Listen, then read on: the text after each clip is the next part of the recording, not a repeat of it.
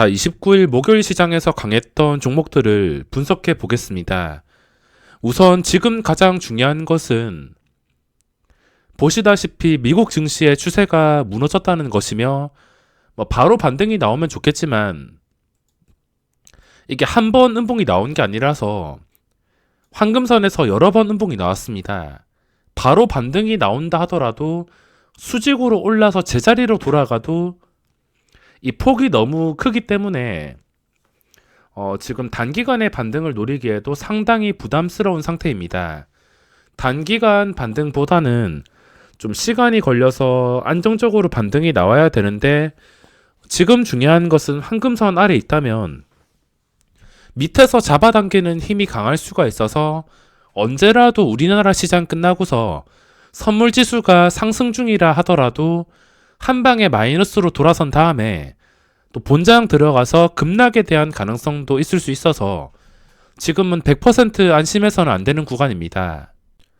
완전히 안정될 때까지는 주식 보유는 신중하게, 그리고 당일 매매할 때는 한 종목에서만 집중하는 게 좋을 것 같습니다. 시장이 좋으면 세 종목까지도 보겠지만 요즘 시장은 정말 섬세하게 한호가라도 중요하게 생각하고서 매매를 해야 될 것 같습니다. 한호가도 너무 아깝기 때문에 상승장처럼 여러 종목 동시에 매수해서 편하게 들고 가는 것보다 지금 상황이라면은 수익이 찍힌다 하더라도 그 수익 몇 초 만에 바로 뺏겨버리면서 손실을 입을 수가 있습니다. 한 종목 지켜보다가 그 종목이 반응이 나오지 않아서 매매를 안 했을 때 당일 수익이 없어도 상관없으니까 지금은 한 종목에서만 집중을 해서 확실하게 수익을 가져가는 게 내동매매도 막아주고 이런 시장에서 살아남을 수 있을 것 같습니다. 자, 종목들 바로 살펴보겠습니다. 우선 고점에 근접해 있는 종목들인데 피플바이오, 박셀바이오, 최근에 강했던 종목들, 대박친 종목들이 전부 다 이름을 올리고 있습니다. 근데 이미 매수 포인트를 놓쳤기 때문에 어디로 튈지도 모르고 이걸 다시 들어간다 하더라도 좀 시간이 지나서 거래량이 좀 줄어들고서 관심이 끊겼을 때도 주가가 일정 수준 이상 빠지지 않게 된다면 그때부터 또 관심을 가지고서 좀 조용할 때 접근을 해봐야 될 것 같습니다. 지금은 너무 많이 올라가지고 더 오를 수도 있긴 하지만 너무 많이 올라서 지금 도저히 접근을 할 수가 없습니다. 그리고 새로 상장한 센코란 종목이 있습니다.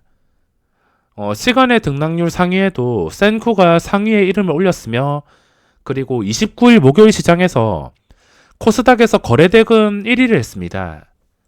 신규 상장주인데 뻥튀기가 안 되다 보니까 이런 식으로 제대로 거래량이 붙으면서 장중에 상한가 근처까지도 갔습니다. 자, 여기서 이름을 올리고 있는데 시간의 거래에서 최고가에서 마감을 했습니다. 마이너스에서 출발했지만 처음부터 허매수가 굉장히 많았는데 갑자기 높은 가격에 체결이 되더니 그 뒤에도 주가가 잘 빠지지 않고서 결국에 이 높게 체결되었던 가격 돌파에서 최고점에서 마감을 했습니다. 마지막까지 허매수가 나온 게 좀 아쉽긴 하지만 29일 시장에서 주목받던 종목이 센코, 그리고 몸통이 살아있어서 당연히 이 종목에 대한 관심이 지금은 쏠릴 수밖에 없습니다. 거래대금만 보더라도 코스닥에서 1위를 차지하고 있으며 그 외의 종목들은 지금 도저히 매매할 각도가 나오지 않습니다. 자, 한 개씩 살펴보겠습니다. 검색을 하면은 고점 근처에 있긴 하지만 제일약품이 그리고 시간의 거래에서도 올랐으며 이건 나중에 확인하고 설명을 드리겠습니다. 그리고 녹십자, 최근에 강했던 것들, 스윙 투자로도 충분했던 녹십자나 아까 박셀바이오, 이오플로우 그 세 개 종목도 가능했지만 시장 상황 때문에 어쩔 수가 없었습니다. 정말 아쉽긴 하지만 그래도 이런 패턴의 종목들 나중에 시장이 안정화된다 하더라도 이런 종목들은 정말 많이 나옵니다. 지금도 나오고 있긴 하지만 시장이 안정화되었을 때 정말 좋아 보이는 종목들 하루에도 몇 개씩 나옵니다. 그렇기 때문에 지금 절대 급할 필요가 없으며 거래대금 상위에 이 거래대금 상위로 봤을 때 고점에 근접한 게 네이버, 수급이나 추세로 봤을 때는 이제 하락이 끝나고서 반등한 것인데 그래도 지금 시장 상황이 너무 부담스러워서 아무리 좋아 보이는 종목이라더라도 지금 당장은 접근하기 힘들 것 같습니다. 그리고 지금 시즌이 정말 중요한 구간인데 수급이 들어오면서 현재 황금선을 바로 회복해 줘야 됩니다. 또다시 3% 이상 꺾이면서 내려가 버린다면 자, 이걸 크게 봐서 그냥 5일선만 기준으로 보시면 되겠습니다. 5일선 위에서 무조건 놀아줘야 되며 만약에 종가 기준으로 5일선 밑에서 마감한다.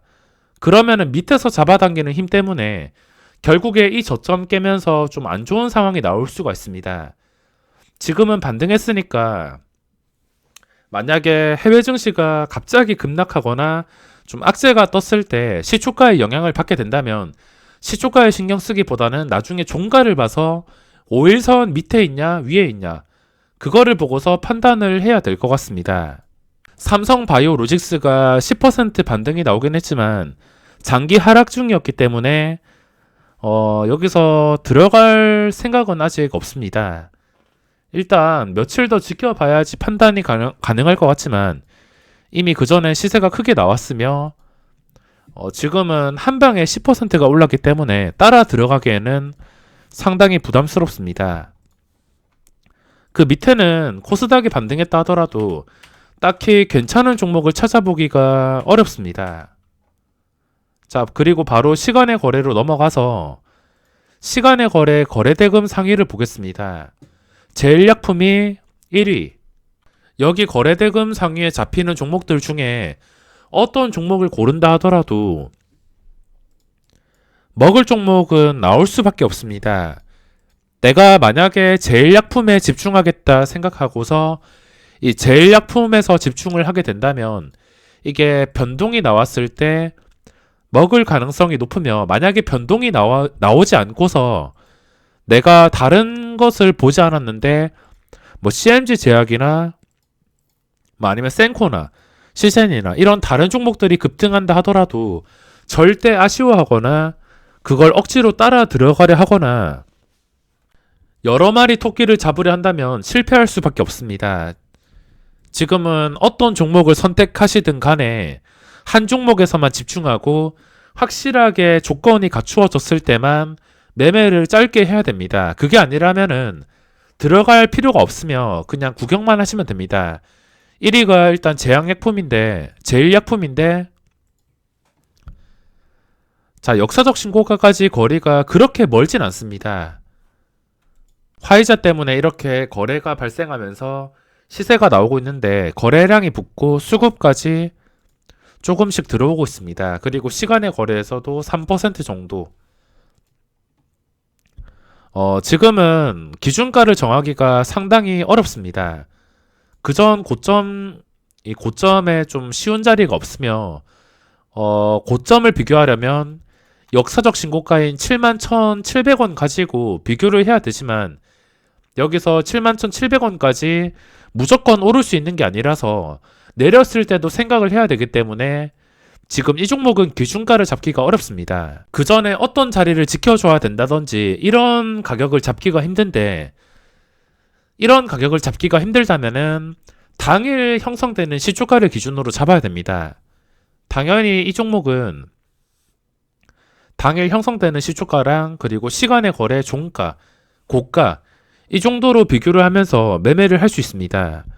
대신에 위로 매물대가 너무 심각할 정도로 많고 거래량이 부족하다 싶으면 그날은 올려주지 않고 쉬어간다는 뜻이기 때문에 매매를 포기해야 됩니다. 종목에 따라서 최근에 좀 많이 올랐다 싶으면 이틀 동안 시세가 나왔다 싶으면 그 다음에 매물대가 많이 쌓였을 때는 매매를 일단 중단하시는 게 좋습니다.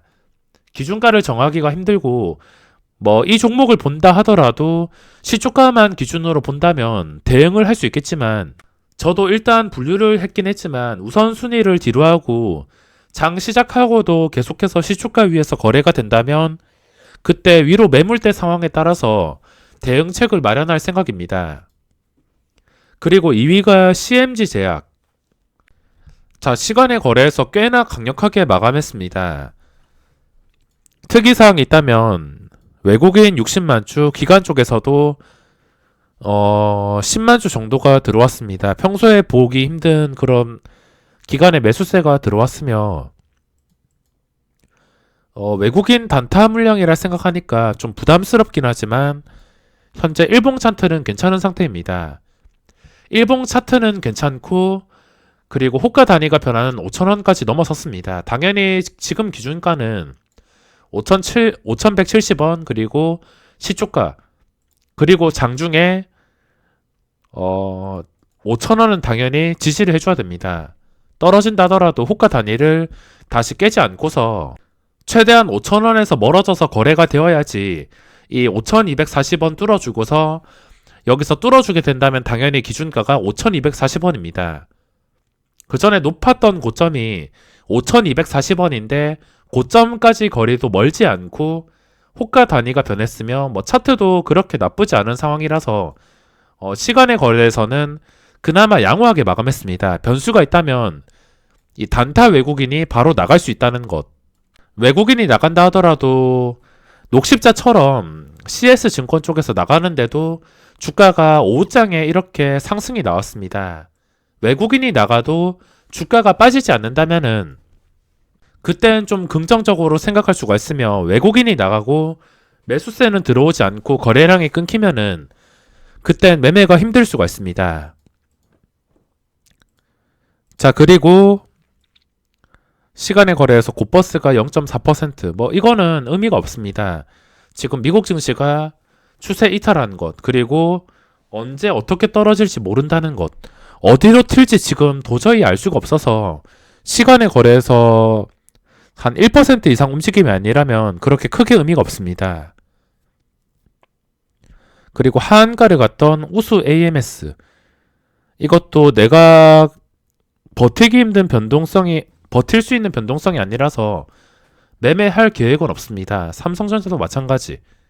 그리고 센코 시초가 형성이 되고서 출발해서 눌림목이 좀 적당히 나오면 좋겠는데 눌림이 막 한 5%, 7%좀 심하게 떨어졌다가 반등하는 경우라면 그거는 따라잡기가 힘들 것 같으며 한 1%에서 4% 정도 눌리는 그런 그림을 생각하고 있습니다. 눌린 다음에 시초가를 회복해주는 그림이 가장 이상적이며 그게 아니고 그냥 바로 급등이 나온다면 상황에 따라서 대응을 해야겠지만 29일 시장에서 가장 거래 대금이 많이 나왔기 때문에 이번에도 20% 양봉이 나오게 된다면 이거 이상 거래량이 발생할 수가 있습니다.